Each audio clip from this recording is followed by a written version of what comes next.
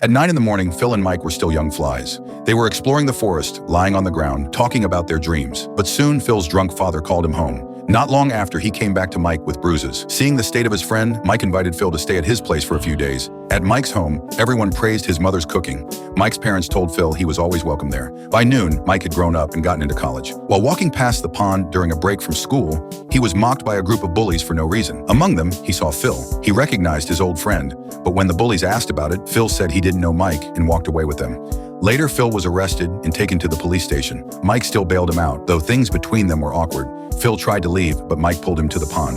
They talked about their lives. Mike asked why Phil had abandoned him. Phil got emotional, saying he never did, and ended up punching Mike. Hurt and disappointed, Mike walked away, leaving Phil crying by the water. By 2 in the afternoon, Phil was married with kids. While out with his child, he ran into Mike. They went to a cafe and talked, realizing both of them were doing fine. By 4 o'clock, Mike returned home for his mother's funeral. Phil, who had been cared for by her since childhood, came too.